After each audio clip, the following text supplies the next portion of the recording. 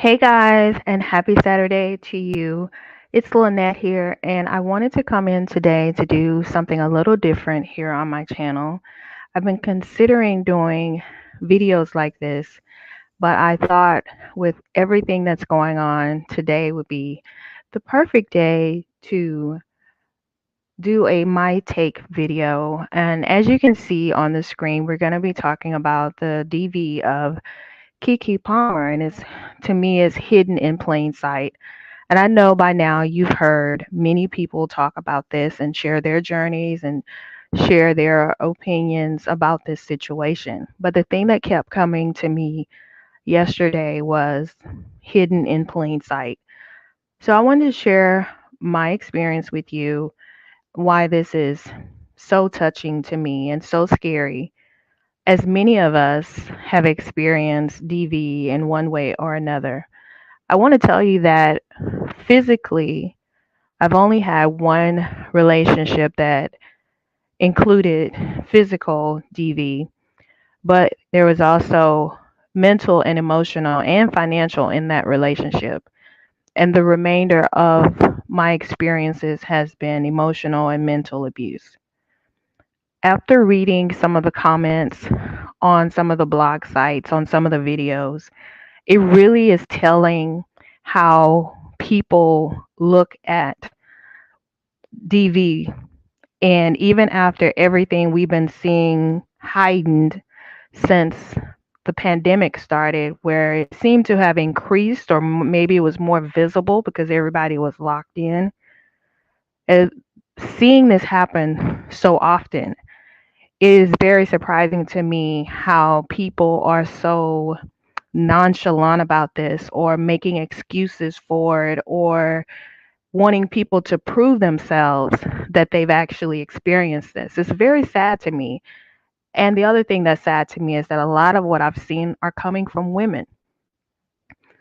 We always hear that Black women are the least to be protected. But I also found that when things like this happen, that other Black women are many times the ones who speak the loudest, that don't believe, that criticize, that judge as far as she should have known, she saw the signs. Well, I thought she said. Those are the things that keep victims in any situation from coming forward. No one wants to find the courage within themselves to step forward and say, this is happening to me, and then have the people in your community or your family start questioning you as to why you didn't say anything. Didn't you know? You're too smart to go through this or through that. That causes a person to shut down.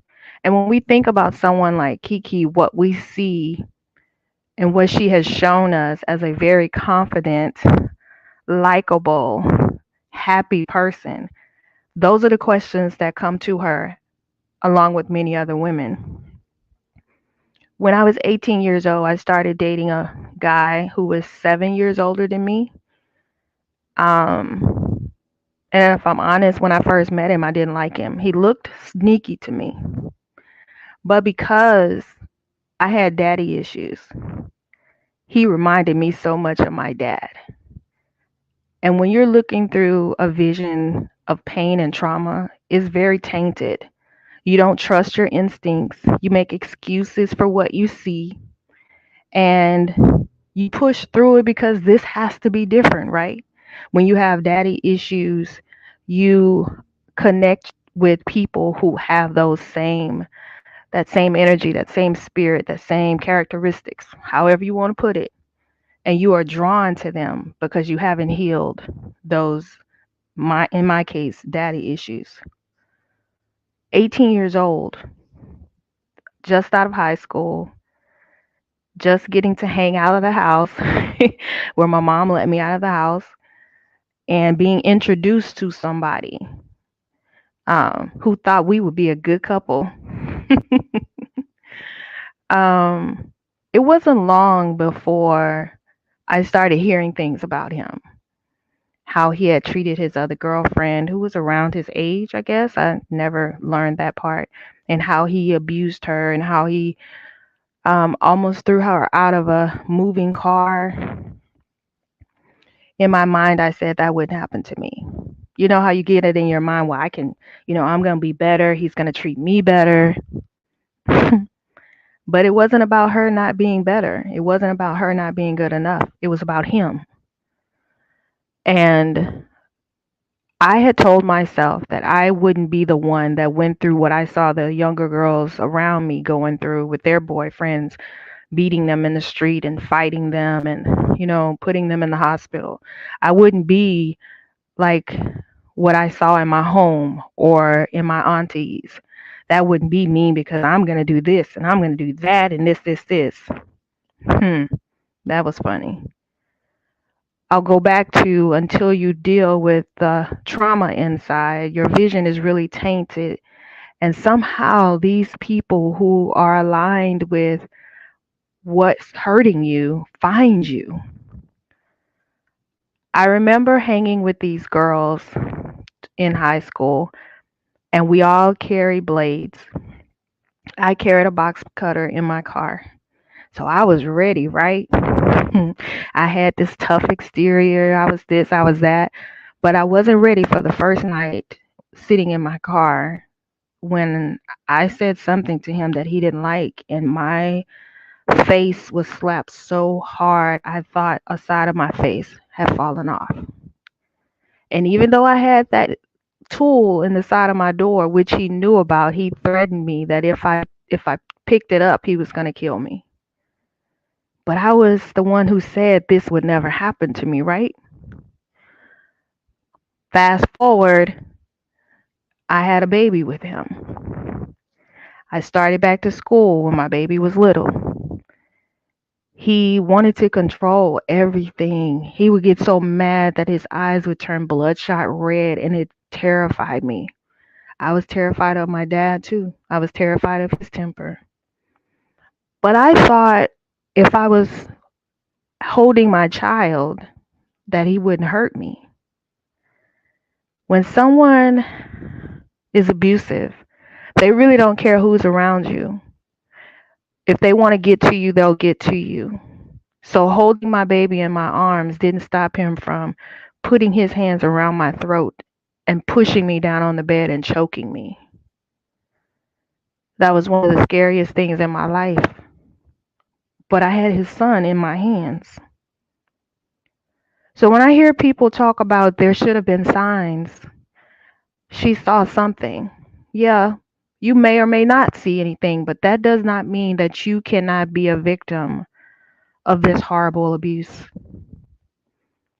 I also thought about how we as a society look at people sometimes, and based on how we see them as being pretty or unattractive or gorgeous, we think that tells you whether they will or will not do something.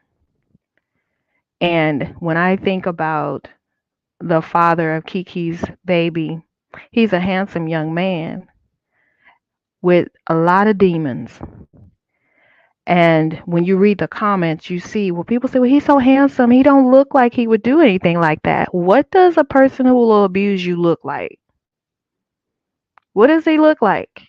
And I'm saying he right now because we're talking about a male doing the abuse, and we know that men are abused as well. But right now I'm talking about women. Think about the woman that we perceive KeKe to be. Strong, bold, fearless, happy, confident. We don't think that that could possibly happen to her. And it probably wouldn't happen because he's so handsome. But many times, abusers are hidden in plain sight. They don't show who they are in the beginning. Yeah, they may have these little red flags, but they don't just go up in the air and say red flag, red flag. They are small different things of trying to determine what you wear or don't wear, or they get all of your insecurities in their pocket slowly over time, and then they use them against you when you least expect it. Just like I didn't expect my tough exterior to fall, being hit in the face in that car and having a weapon but being too afraid to use it, you don't see it coming. It is something that's very scary, and the whole purpose is to tear you down from the inside out, to pull away that tough, strong, bold, confident exterior that the world sees and bring you down to their feet. You know, the more you want to love them, the more they want to tear you down. Everyone can't get out and immediately when they see that this person is not right for them, that this person has some tendencies that you don't like. Many times your heart is already wrapped around them some type of way. And when they love bomb you, you're falling right back into it. Everyone's story is different. And although some women may be able to get out soon, some can't. But when you read comments on social media and you hear what people are thinking in these comments, it really shows you where we are as women. As women, judging, I would never let a man do this to me. That's what I said. I would never do this or that. I would do that. You don't know until you're in it. And DV is no different. DV went all through my family. And I remember hearing one of my aunts say, years after my parents' divorce, that my mom probably wished that she had stayed with my dad. And I'm like, are you crazy? Are you really crazy? This man has physically, emotionally, and mentally abused your sister. And this is the mindset that you have? But I said that wouldn't happen to me. I said I wouldn't let a man do this to me because I would do this or this or this. And I meant that. DV is not it is not based on your race. It's not based on how much money you have, how many degrees you have. It's not selective. It doesn't matter if you're strong or if you feel weak. It doesn't matter if you have daddy issues or you don't. Anyone can go through this at any given time. And all I'm saying is, this is hidden in plain sight. And when someone finds the courage to come to the front and say, this is happening to me, and I'm doing everything I can to protect not only myself and my child, don't let the world be the one to beat you down even more. It takes a long time to heal from the emotional and mental abuse. Yes, physical is bad, horrible, but those bruises go away. But what about the bruises left on your heart, your soul? So, as sisters, all I'm saying is, before you judge a woman for not leaving or not seeing what you would have seen, listen. Listen closely. Because even though it may never happen to you, and I pray that it doesn't, what about your sisters, your mom, your closest girlfriend? Would you tell her you should have known? We want people to see us as a safe place sometimes, but our words show many times we're not safe for them. This young woman, to me, is courageous to step forward and say no more, to not only protect herself but her child. And this journey for her is not over. In fact, it's just beginning. Because with someone acting the way she has said he is acting, he's not going to just let go because she wants to let go. He's already proven that. They were broken up and he came into her home. The things he said about her son, their son, They aren't just words, they are threats.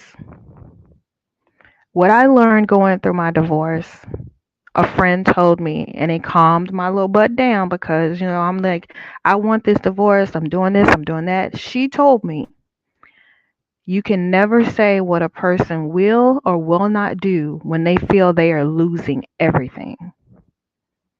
She said the nicest person in the world can hurt you when they feel you're the one taking everything they're comfortable with away from them. My physical abusive partner came into my life at 18. I left him years later. I was by myself years later. And even after I got married, I was still afraid of him. I didn't feel I had anybody to stand up and help me. And going through healing, getting stronger mentally and emotionally, even after marriage, I was the one that had to stand up to him and say, no more. I'm not afraid of you anymore. And even at that point, I could also protect my son, who was 12 at the time, that I didn't know he had been abusing. So no matter what the situation is, be kind with your words before you criticize the one who's been through it and has found courage to step forward and say no more. Abuse is hidden in plain sight. You never know the women you engage with on a daily basis, not just on social media, who are going home to a monster. That they show you that they are confident, brave, bold, smart, and all the good things. And yet they go home afraid for their life. I pray that sharing my journey with you and sharing what I know will give you a different perspective, that take off the actress, the singer, and all those other titles that KeKe has and see her as a Black woman who also needs to be protected. We want to protect Black women, right? That starts with each of us today. Decide you're going to be a safe place, because you never know. It could be just beginning in the life of someone you love. She may be missing the red flags. You may be missing the red flags because they're not beaming at you yet. But I pray that you see them when and if they come, so you can exit stage right, and that the love bombing doesn't drag you back in, that the acting that they're sorry, they'll never do it again, and the words that sneak in and say, well, if you didn't listen, know that you deserve to be treated with the utmost respect and love, and that love does not hurt. Love can be used as a tool against you through an abuser to get you back into their graces. But love never hurts you. Let me know your comments. Let me know what you think about my take on this. Leave a message in the comments. Let's engage. Let's have a conversation. And I'll talk to you soon.